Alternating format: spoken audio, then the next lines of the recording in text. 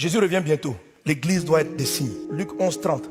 Car de même que Jonas fut un signe pour les Ninivites, de même le Fils de l'homme sera un signe pour cette génération. Un signe. Ésaïe 8, 18 dit, voici, moi et les enfants que l'Éternel m'a donnés, nous sommes des signes et des présages en Israël de la part de l'Éternel des armées. Alléluia.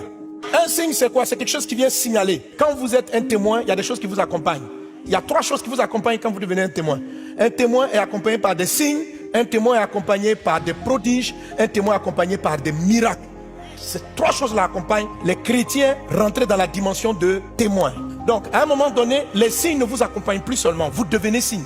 Jean chapitre 1 verset 8, la Bible dit que Jean-Baptiste était un témoin. 1 Samuel chapitre 16 verset 4, lorsque Samuel est arrivé dans la ville de Bethléem, les gens sont venus lui dire, ta présence annonce-t-elle un malheur? C'est-à-dire que sa seule présence était une annonce.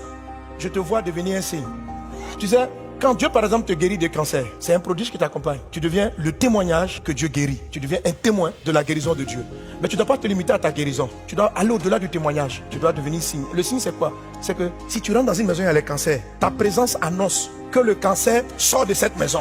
Deviens un signe. Je te vois devenir un signe. Si Jésus t'a sorti de la dépression, tu rentres dans une dimension, tu deviens un signe de la fin des dépressions. C'est-à-dire que quand tu arrives dans un quartier où les gens sont déprimés, ta présence annonce qu'ils vont sortir de la dépression.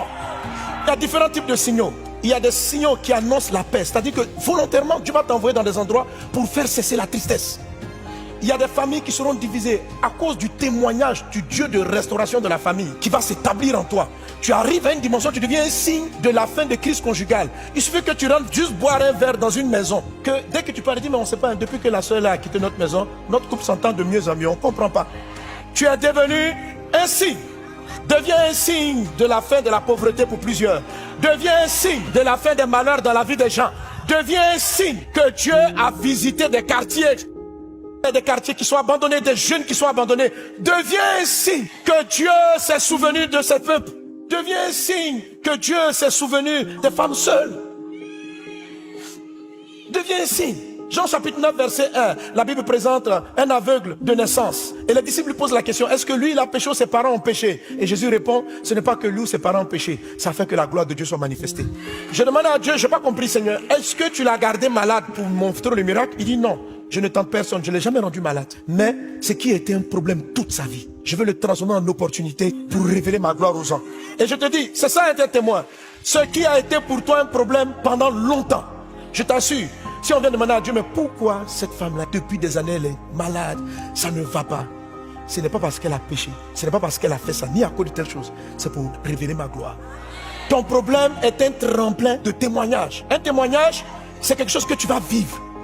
Tu deviens un témoin parce que tu vis quelque chose avec Jésus. Tu as une réalité de sa présence et c'est ce que tu exprimes à un tel niveau que tellement la grâce déborde de toi.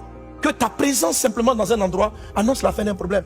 Dieu peut délibérément, parce qu'il voit le diable en train de réclamer une famille, t'envoyer juste pour t'arrêter simplement devant leur maison et puis juste les saluer. Le simple fait que tu les salues va chasser les démons de l'environnement. Ça c'est le degré supérieur. Et les signes et les prodiges t'accompagnent. 2 Corinthiens chapitre 12 verset 12. Les preuves de mon apostolat ont éclaté au milieu de vous par une patience à toute épreuve, par des signes, des prodiges et des miracles. Hébreux chapitre 2 verset 4. Dieu appuyant leur témoignage par des signes, des prodiges et divers miracles et par les dons du Saint-Esprit. Actes des Apôtres chapitre 14 verset 3. Ils restèrent cependant assez longtemps à Icône parlant avec assurance, appuyés sur le Seigneur qui rendait témoignage à la parole de sa grâce et permettait qu'il se fît par leurs mains des prodiges et des miracles. Alléluia. Et plusieurs autres passages montrent que lorsque quelqu'un est dans la phase du témoignage, il y a des choses qui l'accompagnent. Les apôtres sont devenus des signes pour Israël. Jean-Baptiste était un signe. Sois un signe au nom de Jésus.